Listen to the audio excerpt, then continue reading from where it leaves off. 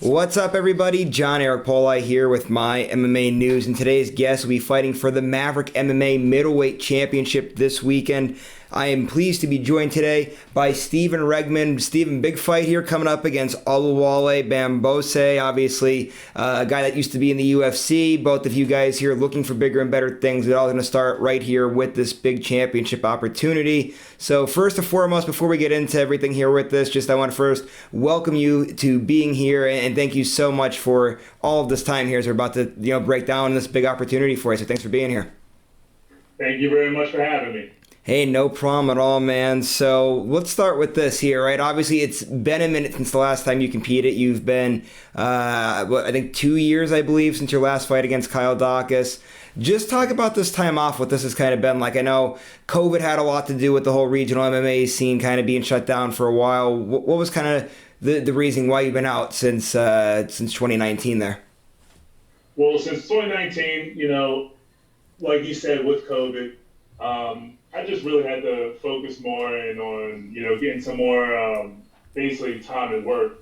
Because I know I wanted to end up buying a house soon, which I, recently just did. So I'm excited about that. And then as, 2020, 2021, and even the beginning of 2022, well, really about the middle 2021, I saw a lot of people who I knew in there, Bellator, UFC, ONE FC, Eagle FC, all these events, going in there fighting and having fun. And I'm sitting there and I'm like, I want to have fun. Like I was getting that itch back. So started talking to my coaches and whatnot and managers, and we decided it's time to go. And then just like that, you're back in it, and obviously a great opportunity coming up here for you. Just how excited are you for this moment in time here to return to the cage? Like you said, you've been getting that itch. You want to get back in there. Just how excited are you for this weekend to finally get that opportunity to go out there and compete again? I'm extremely excited to get back in there. Like I say, I've seen a lot of people who I knew getting in there and having fun, talking to them after about their experiences. And it was time. I really started to get that itch. I really wanted to get back in there. So here we go this Saturday. Now, were you active in the gym that whole entire time? A lot of times you see that, right? Where it's like, oh, somebody hasn't had a fight in a meaningful period of time, but it's not like they were, a lot of times you're not sitting off on the couch doing nothing. A lot of time when there's a layoff, people are in the gym every day working out, getting better, sharpening their tools there. So were you one of those guys? Were you active during this whole entire time off, that you were in the gym every day working out and keeping in shape and getting ready? I wasn't in the gym every day, but I was definitely in the gym getting some workout. I was doing some traveling, training, and learning from some different people, different instructors, and also just honing in on just fine-tuning my skills that I know I can use and utilize, and just thinking about fighting in, different ways. And that all came together and coming back to fight. So let's ask this question now before we get into training camp and the specific fight and everything there. Obviously, like you said, you weren't in the gym every day, but you were in there quite a bit. You were traveling, going to different places, learning different things. Then there comes the question of ring rust. It's a crazy thing. Everybody has a different opinion on it. It affects people differently. Are you someone that believes in something like that? Because a lot of fighters will say that that's all a mental thing. It's all made up. As long as you're active and ready and preparing and training the right way, that you don't have a problem. You get inside the cage. You're ready to go. That's what you've been preparing for. Other people say, hey, it is a thing. I haven't been in there in a meaningful period of time. It took me a couple seconds, couple minutes to get going. So just your take on the whole opinion of ring rust. Ring rust can affect some people. I do believe that. I've also been competing in a lot of one-on-one competitions in sports since I was 13, 14. Between boxing, MMA, track and field in high school, just a bunch of different things. And I really like competing, which gave me that itch to get back in there. And I have been thinking about, if it was going to affect me, but I really don't believe so. I'm just excited to get back in there. I was thinking about when I was younger, getting that itch, when I heard a tournament was coming up and getting in there. And I believe I'm going to, feel like my young self again. Well, we're looking forward to seeing that. And let's kind of start getting into all this here, too. So obviously right now, as we're talking, it's fight week, right? Fight night's just a couple days away. How was your training camp for this fight? Obviously, you've been preparing for a little while now. Just how did it go, and how you feeling? I'm feeling great. I've got the pop back in my, step and moving around. I feel stronger. I've been focusing on some more weightlifting, more cardio, different ways, cardio, staying limber, stretching. A lot of times you see guys get in the gym, train, lift, but they neglect stretching. So, definitely keep my stretching going. But overall, I feel really good. And then talk about your opponent a little bit too, and what you've seen out of him. Obviously, we know he's a former UFC guy, so there's quite a bit of tape on him out there. Just what have you seen out of him as you've been preparing for this fight? Um, he's a very his striking is out of the ordinary, and he thinks outside the box, which I think is very exciting. A lot of times you see guys come in there with the same tactics or the same kind of style as a lot of different people. And I do enjoy fighting people with different styles. That is martial arts and mixed martial arts. You think back in the old, MMA days when there was no weight classes, it was basically style versus style. So I think this is a very good matchup, a very good opportunity to go in there and compete against them. So when, like I say this, right, when I say, he used to fight in the UFC, anybody that's watching or people that are going to be attending this event are going to be all, the glamour of just hearing those three letters there, UFC. But for you, okay, you haven't been in the UFC yet, but you have a lot of high-level people that you've been around, that you competed against. Like I mentioned Kyle Dacus before. There was Antonio Arroyo, another guy that fought in the UFC there. So you're used to competing against these real high-level guys.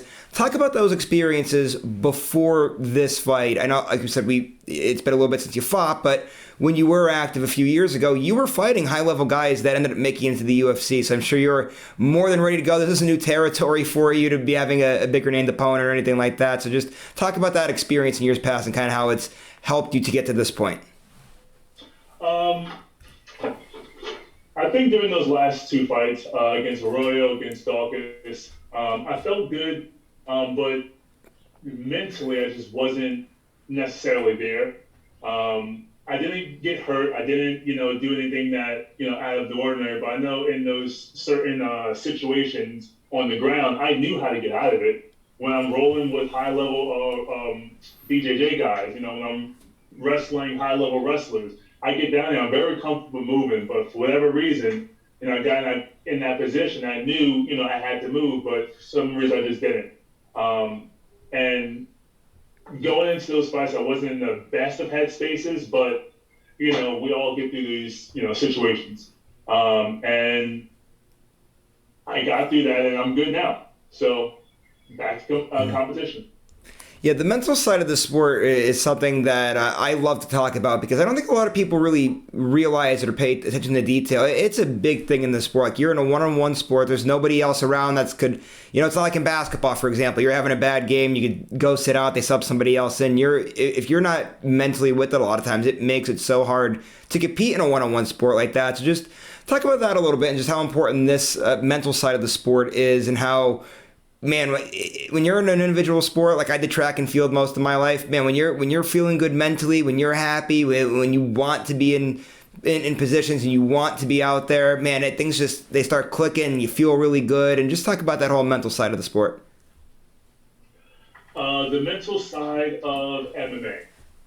Now you see, I'm sure you've been at MMA fights or boxing fights, even basketball. You watch them with a couple friends. And there's always, people who are like, oh, why can't they just shoot the three? Why can't they just go for the takedown? This, that, as if it's really that easy. You can always, coach from the sidelines. But when you're in there, it really is you versus the other person. Your coaches could say one thing, your coaches could scream for different things. But if you're not mentally in that headspace, you may not even hear those instructions. You may hear it, you may tell yourself to go do it, but your body may not, move and do it. And in MMA, I think it's, people have been recently talking about it more, about how, mentally you got to be in that headspace. But in a one-on-one sport like this, you really got to be locked in. One, So yeah, 100%, man. I hear you there, and I did want to ask you too. I know as we're talking about different things with like the mental side of the sport and training with or competing against high level guys. I did see on your Instagram, I believe it was, you had some photos with Mickey Gall. Mickey's a great friend of mine, a great competitor there. Obviously, working with him has to be a big benefit to you. What's your relationship like with Mickey, and how's he kind of helped you from being able to train with him for years? well, I originally first met Nicky and started training with him a while back. He brought me in when he was getting ready for the Sage Northcutt fight to kind of mimic Sage, and he did great in that fight. I actually believe he finished Sage on that one. Then he brought me back. I forgot who else he fought, but he brought me back for another training camp in there. And Mickey's one of those guys where I remember the first time I started training with him, I heard, all the hype about Mickey Gall, in the UFC and this and that. I was like, okay, no problem. But then I really started rolling with him, and I realized, kid's good. He's solid. And then as I've been training with him, throughout the years, he's a really good person, a really good training partner, and he helps me think about things in different ways. And his fighting style is different. His stand-up has gotten a lot better, and his ground game is really, really good. It's superb. So that's helped a lot. Training with a bunch of other people, different styles, coming from different backgrounds, that's also helped a lot. And it really helped me get more comfortable with my own style. I'm looking to go show that off and showcase it on Saturday. So Mickey obviously just made the move recently to Sanford MMA. I know when I talked to him the last time, he said he is going to come back to Jersey. I'm not sure if he has or not yet, but when he does come back, he would love for everybody to come down and get some workouts in with them and kind of help, you guys continue to grow and evolve as he's learned so much more from being down in South Florida. When he gets back to Jersey, will you head over to the gym and get some workouts in with him when he gets back? Oh, 100%. Originally, I was trying to go, when he originally went out there, I was trying to go out there with him. But because everyday work and bills, I couldn't really do that and take off. So, he went out there and, I've talked to him a couple of times. And he's getting really good work out there. We talked here or there about some other things. But, when he gets back in town, I'm always out to get some training in. Gotcha, man. And now, finally, just to kind of start wrapping some things up here, let's start with this big main event here on Saturday night. What would it mean for you to be able to claim the Maverick middleweight championship? Because obviously, to be able to walk around with the championship belt, man, it's got to be such a great feeling. So what would it mean to you personally to win that championship?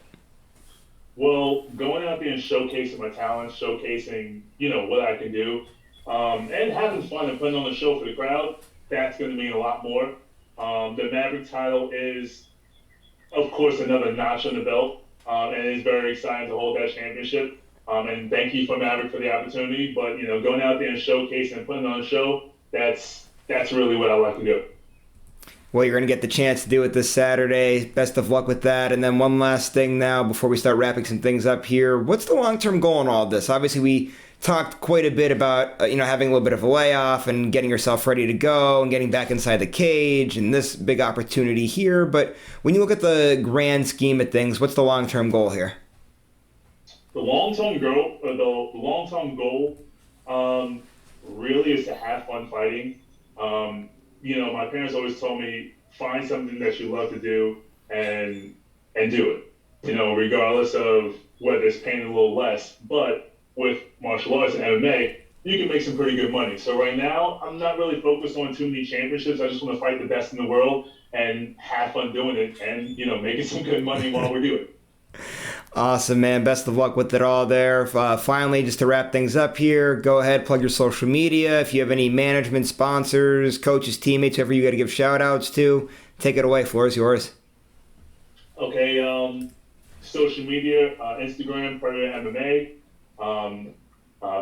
Facebook is Stephen Regman. Thank you to my coaches, James Mills, and all the guys over there at Driven. Everybody else who I've trained with, thank you guys. I don't want to go giving away the sauce before, this weekend. But, after this weekend, I'll thank you guys as well.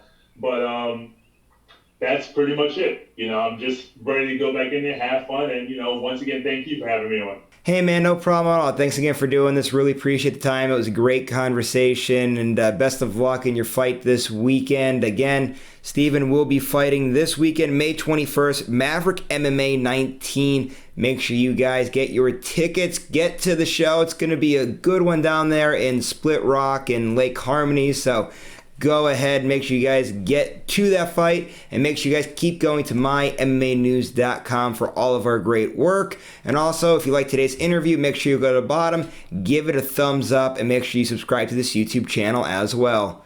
We'll see you later, everybody.